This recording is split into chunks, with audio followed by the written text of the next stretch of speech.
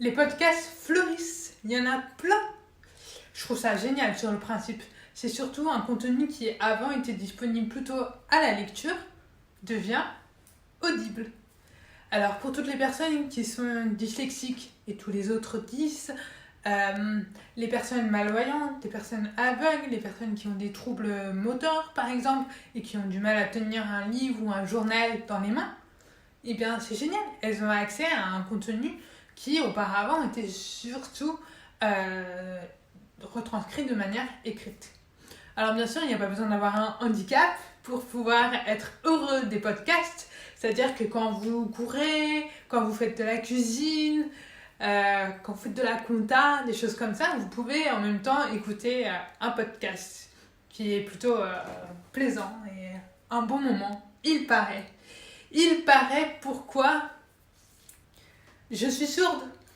Donc le podcast, ce n'est pas vraiment le format le plus accessible pour moi et ce n'est absolument pas mon format préféré, très loin de là. Heureusement, il y en a certains qui se sont mis à retranscrire par écrit et à sous-titrer sur YouTube leur vidéo qui contient tout le podcast. Alors, j'ai testé et je vous fais part de mon avis. J'ai testé celui de Papatriarcat avec André Stern.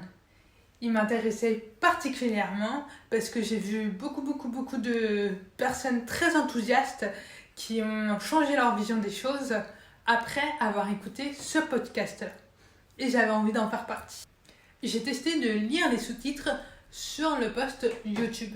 Alors je sais pas si on peut appeler ça une vidéo YouTube, étant donné que c'était un écran noir. Donc en fait j'avais l'écran noir et les sous-titres qui s'affichaient.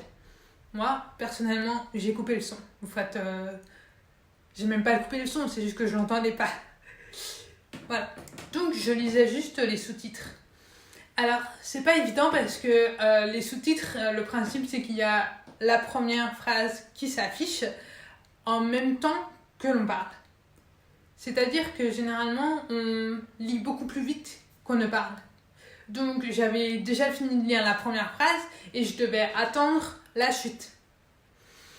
Donc c'était un petit peu long pour ce podcast-là, en tout cas. J'ai abandonné parce que pour moi c'était décousu, c'était trop long, ça ne m'a pas plu en fait. Pour certaines personnes, ça peut être une super solution. Pourquoi ? Parce que certaines personnes qui écoutent en même temps, qui entendent, mais il y a des moments où elles ne vont pas comprendre un mot ou une phrase. Et donc les sous-titres vont lui permettre de rattraper, de combler ce qu'elles n'ont pas compris. Donc ça peut vraiment être très utile pour certaines personnes. Moi, ce n'était pas mon cas à ce moment-là. Et c'est pas du tout quelque chose que j'ai apprécié. Voilà. Mais chaque personne sourde a ses utilisations et on n'a pas besoin d'être sourd non plus pour pouvoir avoir envie ou besoin d'utiliser les sous-titres. Passons à la retranscription écrite. Donc Papatriarcat a pris le même podcast avec André Stern et ils l'ont fait par écrit sur le blog. Donc tout a été retranscrit. Les 1h30 de podcast. Franchement, je tire mon chapeau à Papatriarcat et son équipe d'avoir retranscrit 1h30 d'entretien. C'est énorme, c'est vraiment un très très gros travail. Donc félicitations et merci beaucoup de l'avoir fait. Alors, pour la retranscription écrite, moi j'ai plongé dedans, j'ai été absorbée. Alors, le sujet m'a énormément plu, effectivement, ça joue beaucoup. Mais finalement, j'ai eu accès à un podcast. J'ai pu lire un podcast. Oui, lire un podcast, c'est assez bizarre quand même. Mais bon, c'est ça l'accessibilité. Je me demandais vraiment ce que ça donnait une retranscription d'un podcast. Parce que passer de l'oral, d'un échange oral à l'écrit, c'est pas toujours évident. Mais finalement, j'en suis ravie. Donc, merci de l'avoir fait. Alors, je sais que Papatriarcat n'est pas du tout le seul podcast à le faire. Cependant, pour moi, c'est un peu une découverte. C'est nouveau.